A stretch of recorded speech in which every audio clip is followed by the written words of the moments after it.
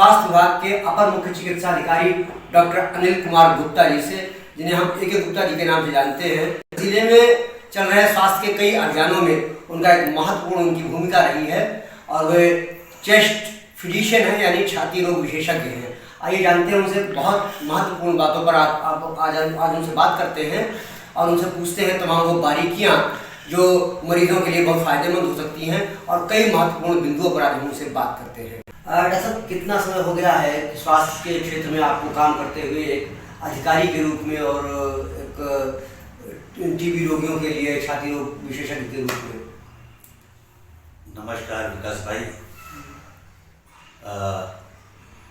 सन 1986 में मेरा medical college में सिलेक्शन हुआ था और सिलेक्शन होने के बाद जो मेडिकल कॉलेज मुझे मिला था इलाहाबाद, लेकिन इलाहाबाद में भी कुछ ही दिनों के लिए रुका और उसके बाद मेरा कानपुर मेडिकल कॉलेज के लिए ट्रांसफ़र हो गया था, जहाँ पर मैंने MBBS की शिक्षा ग्रहण की और उसके पश्चात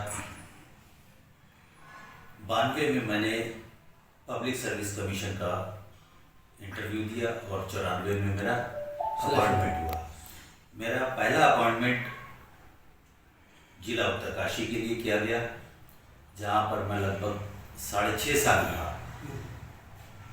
एक चिकित्सा अधिकारी की हैसियत से भी रहा, एक चिकित्सा अधीक्षक की भी हैसियत से रहा और वहाँ पे जो लोगों के बीच में काम करने का मौका मिला और वहाँ की जो भौगोलिक परिस्थितियाँ थी, एक अपने आप में एक अनूठा अनुभव था और लगा कि एक उन दूर दराज क्षेत्रों में जंगलों के बीच रहने वाला व्यक्ति चिकित्सा और स्वास्थ्य की सेवाएं कितनी मिल पाती होंगी रेगुलर, शायद पूरी तरीके से मुझे वहीं एहसास हुआ। वहाँ के लोगों से बहुत प्यार मिला, लोगों ने बहुत इज्जत भी दी और उन लोगों के बीच में रह के काम किया। फिर सन 2000 में यूपी में ट्रांसफ़र हो गया था मेरा, क्योंकि 1 नवंबर से उत्तरांचल और यूपी अलग हो गए थे और उसके बाद मैं डिस्ट्रिक्ट शाहजहाँपुर आया। वहाँ मैंने ज्वाइनिंग ली और सन 2006 तक वहाँ पर रह के काम किया, मेडिकल ऑफिसर इंचार्ज की हैसियत से भी। फिर उसके बाद 2006-07 में KGMC लखनऊ चला गया। वहाँ पे मैंने 2 साल का डिप्लोमा कोर्स किया टीबी एंड चेस्ट में। उसके बाद 2009 में 10 में फिर पुनः शाहजहाँपुर ज्वाइन किया और उस समय फिर जिला क्षय रोग केंद्र शाहजहाँपुर में मुझे ट्रांसफ़र कर दिया गया। वहाँ पर रह के मैंने 2017 तक टीबी के मरीज़ों के लिए काम किया। 2017 तक और इस पीरियड में कई तरीके के बदलाव टीबी के कार्यक्रम में आए। उन सभी कार्यक्रमों को, उन सभी चेंजेस को, बदलाव को जो भी सरकार के द्वारा किए गए, कोशिश मेरी रही कि अच्छे से अच्छा उन मरीज़ों के लिए कर सकें। खीरी जिले में क्या लगता है, जो टीबी रोगी का खोजी अभियान चल रहा है, प्रधानमंत्री नरेंद्र मोदी जी 2025 तक टीबी मुक्त भारत चाहते हैं, खीरी जिले में इसमें कितनी सफलता मिली है? कुछ आंकड़े हो या कोई आप ऐसी विशेष बात? 2017 से नवंबर में मैं यहाँ आ गया था और उस समय हमने यहाँ पर देखा कि नोटिफिकेशन बहुत कम था प्राइवेट मरीजों का और हम केस तो कम करने की बात तब कर सकते हैं जब हम ये मान लें, ये 100% श्योर हो जाए कि टीबी के केसेस हमारे क्षेत्र में इतने हैं और मैंने 100% चिन्हित कर लिए। तो क्या अभी तक पूरी कोई जानकारी नहीं मिली है कि टोटल लगभग कितने हैं? क्या जितने भी डायग्नोज होते हैं मरीज, उतने कोशिश की जाती है कि चिन्हित करके उनके तत्काल प्रभाव से इलाज पे रखा जाए, ताकि कोई भी स्मीयर पॉजिटिव मरीज दूसरे को इन्फेक्शन ना पहुंचा सके। हम इसी प्रोग्राम में इसमें कितने एक स्मीयर पॉजिटिव केस साल भर में 10 से 15 नए रोगी पैदा करता है। और इसी क्रम में यहाँ पे बहुत सारा क्षेत्र जो छूटा हुआ था, क्योंकि यूपी का बिगेस्ट जिला है, यहाँ पर पहुँच भी लोगों की जंगल के अंदर भी काफ़ी क्षेत्र पड़ता है, कम थी। इस दौरान मैंने यहाँ पर क्या कहते हैं कि एक्टिव केस फाइंडिंग के भी साल में 2 बार चरण चलाए और उस थारू क्षेत्र को कवर करने की कोशिश की जो कि पहले कभी कवर नहीं किया गया था। वहाँ से भी टीबी के केसेस निकले।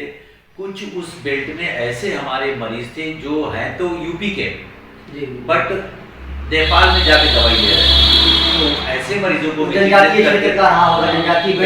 बिल्कुल बिल्कुल, तो ऐसे मरीजों को भी जब चिन्हित किया गया तो उन्हें पुनः अपने यूपी में जो हमारी डॉट्स प्रणाली चल रही है, राष्ट्रीय क्षय रोग उन्मूलन कार्यक्रम के अंतर्गत, उन मरीजों को वहाँ से शिफ्ट किया और यहाँ से ही दवाइयाँ दिलवा रहे हैं। और क्या जनजातीय क्षेत्रों में टीबी के मरीज ज़्यादा नहीं मिल रहे हैं? वहाँ ज़्यादा संभावनाएं नहीं है? नहीं, बेसिकली ऐसा तो नहीं कह सकते कि जनजातीय क्षेत्रों में ज़्यादा मिल रही है, लेकिन हाँ इतना जरूर है कि अगर किसी भी मरीज को आप अनडायग्नोज छोड़ देंगे तो दूर दराज के क्षेत्र की तो बात छोड़ दीजिए, घर के लोगों को इन्फेक्ट कर देगा और 1 से 2, 2 से 5 और पूरा परिवार हो सकता है। तो लखीमपुर में 2025 तक क्या स्थिति हो सकती है? केसों में गिरावट तो आई है, जो हमारे जिले का लक्ष्य है उसके सापेक्ष मैक्सिमम एफर्ट डालने की कोशिश की है और मरीजों को भी चिन्हित करने की कोशिश की है और उम्मीद करता हूँ कि आने वाले समय में यहाँ पर मरीजों की संख्या में भी गिरावट आएगी। डॉक्टर, ये तो हुई पेशे से संबंधित, स्वास्थ्य से संबंधित या शासन प्रशासन की योजनाओं को लेकर के बात। एक चीज़ व्यक्तिगत जीवन में जानना चाहेंगे कि व्यक्तिगत जीवन में आप क्या पसंद करते हैं? कला के क्षेत्र में, साहित्य के क्षेत्र में, किताबें पढ़ना या संगीत, या कैसे किस चीज़ में आपकी रुचि रही होगी व्यक्तिगत तौर पर? और क्या कभी कला की तरफ जाने की कोई कोशिश की है? हाँ, कला के क्षेत्र की अगर बात करें तो जब मैं क्रिश्चियन कॉलेज में था, सन 1982 से 84 के बीच की बात बता रहा हूँ, तो वहाँ पर जो हम लोगों के फंक्शंस होते थे वहाँ पे पार्टिसिपेट करता था। फिर उसके बाद बरेली आया, मेडिकल कॉलेज से शिक्षा ग्रहण करने के बाद इवन मेडिकल कॉलेज में भी जो हम लोगों के एनुअल फंक्शन होते थे या फेस्टिवल्स होते थे उनमें भी पार्टिसिपेट करता था। और वहाँ पे मेडिकल कॉलेज में म्यूज़िक के साथ पढ़ना मुझे बड़ा अच्छा लगता था। हल्की हल्की म्यूज़िक बजती रहे और मैं अपना पढ़ाई करता रहता था। गाना गाने का भी शौक था, लेकिन एक बाथरूम सिंगर की तरह कभी ज़िंदगी ने इतना मौका ही नहीं दिया, क्योंकि किताबों से फुर्सत नहीं मिली, पढ़ने से फुर्सत नहीं मिली और घर का एक डर भी था। एक बहुत ही इंटरेस्टेड पहलू बताना चाहूँगा कि हम लोग जब क्रिश्चियन कॉलेज में थे और मैं और मेरा फ्रेंड कहीं पिक्चर में वो नहीं होता है जो इंटरव्यू के लिए जो स्क्रीनशॉट लेने के लिए जो बुलाते हैं कि आपको टेस्ट करें, तो हम लोग घर छोड़ के जा रहे थे।